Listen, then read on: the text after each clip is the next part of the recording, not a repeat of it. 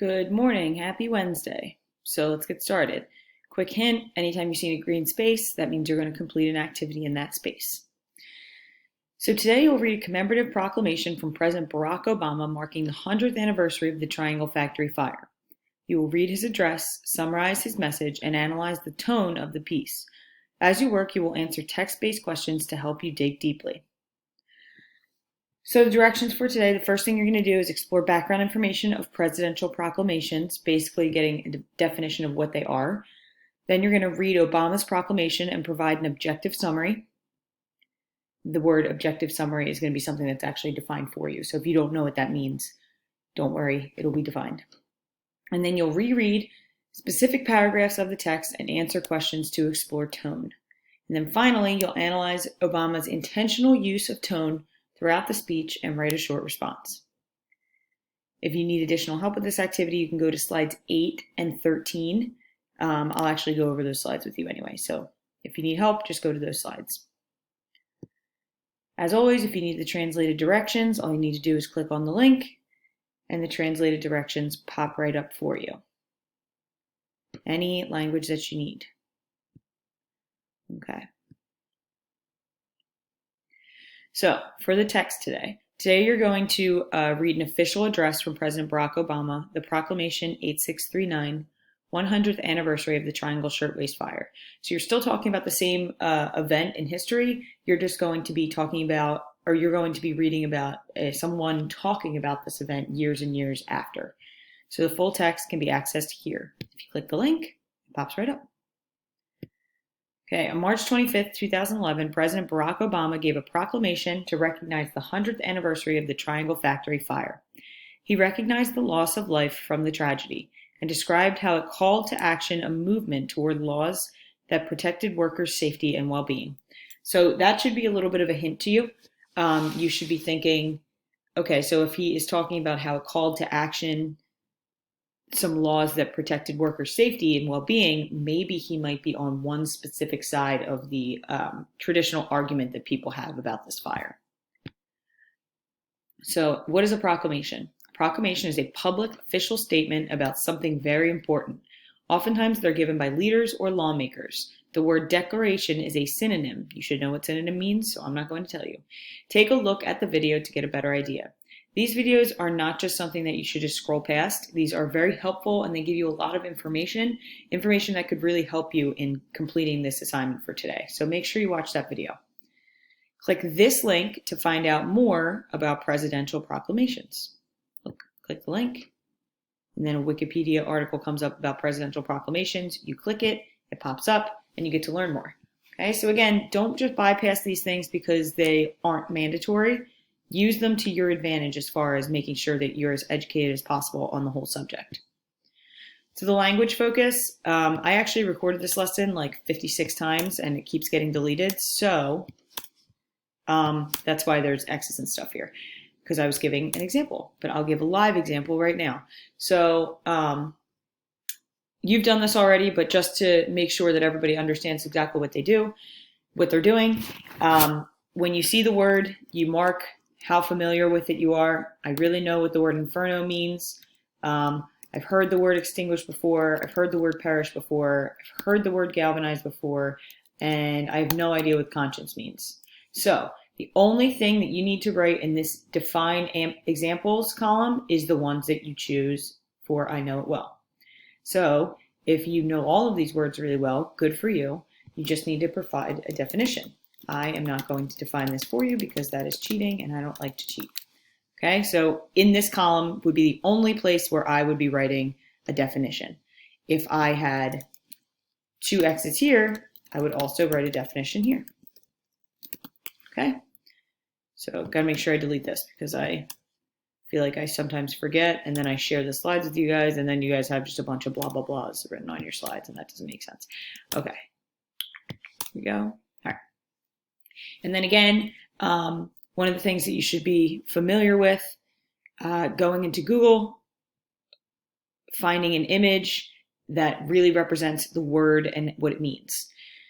If you put X's in I don't know for every single one of these, do yourself a favor and look up the definition before choosing a picture, because a bunch of different pictures could come up and there could be ones that have absolutely nothing to do with the real definition. Okay?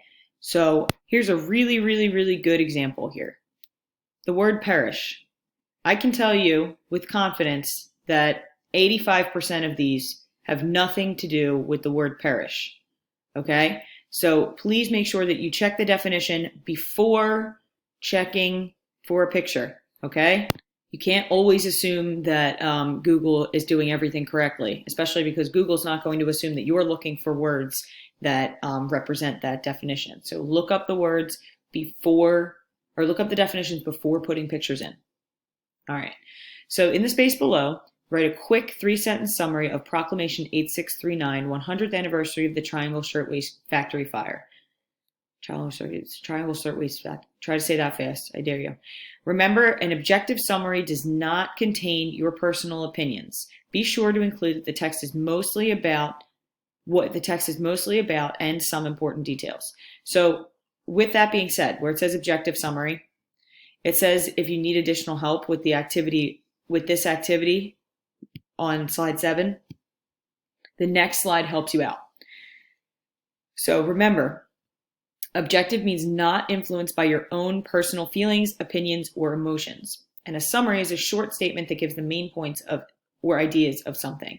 So if you put the words together, when you're writing an objective summary, the writer has to be sure to write about text without including their personal feelings or opinions and include the text details. You can use this graphic organizer that they provide for you.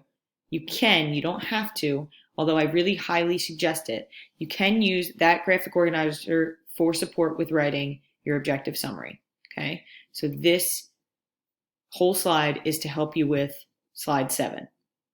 Which is a little counterintuitive that they would put the slide right after. But slide 7, slide 8 is help for slide 7.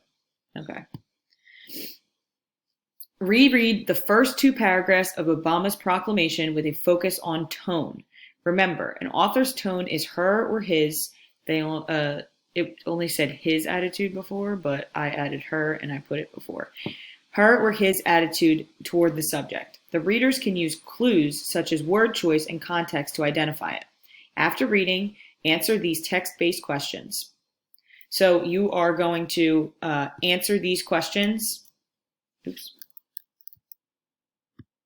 You're going to answer these questions by copying the right answer that you think it is, copy, and pasting it into the box.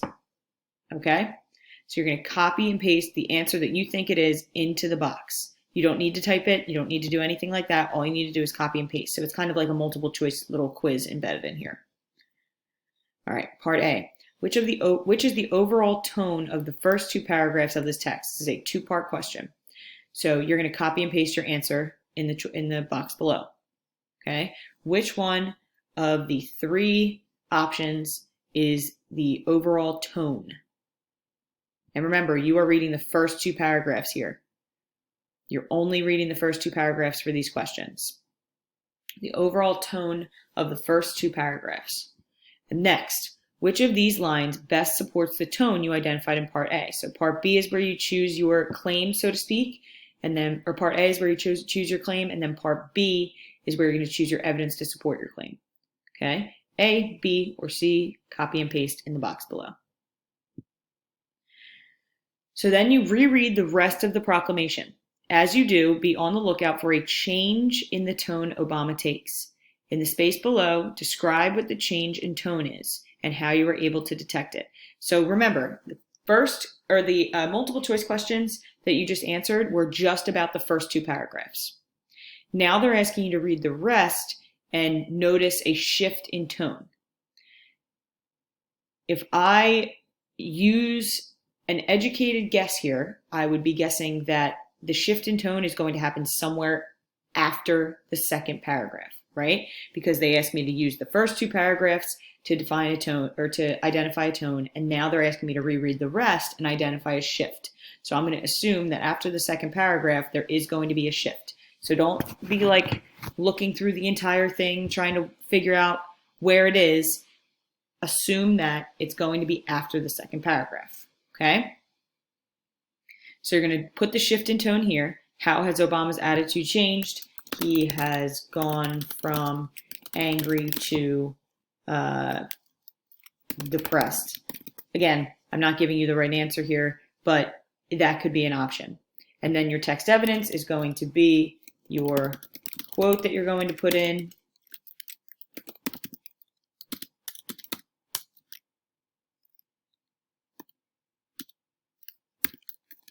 And then you're going to put your period after.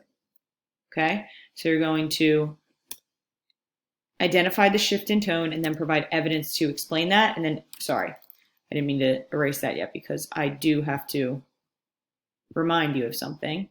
And then explain your evidence.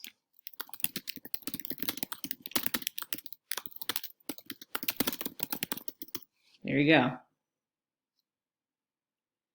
I'm going to include that in the directions, okay? Because I feel like that's going to make sure that you understand what you're doing. What specific words, phrases?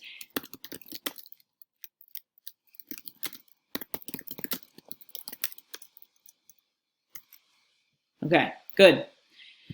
So next, draw some conclusions. So Obama intentionally shifted his tone in Proclamation 8639, 100th anniversary of the Triangle Shirtwaist Factory Fire, in order to have a specific impact on the audience. So this was an intentional shift in tone. Okay, this means that Obama knew that at this point, I am now going to shift my tone. It's an intentional shift in tone for a specific purpose. What was Obama's purpose for delivering the proclamation? How does his tone help you achieve this purpose? How does that shift in tone convey a specific message to you as the reader? Write a short response using text evidence to support your conclusion. Use text evidence to support your conclusion. All right. And then this is another additional thing for you. Tone in informational text is the author's attitude toward the subject. Some examples of tone are bitter, disappointed, uninterested, excited, confident, and passionate. Use the table below to help identify Obama's tone and purpose for delivering the proclamation. So this slide is not optional. You don't need to do it. So I know who's going. I will be able to tell who has watched this recording because they will omit this slide. Because if I tell people they don't have to do something, 95% of the time they don't do it.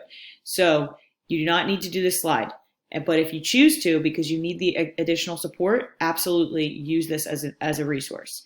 And the words right here are really good tone words. But you can also look back at yesterday's slideshow that provided a word wheel for tone. Look back at that slideshow if you need additional help with finding tone words. All right, that is it for today. Use the live question sheet.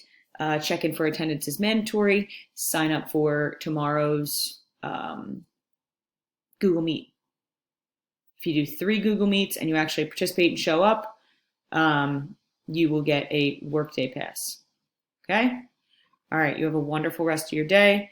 I will see you tomorrow.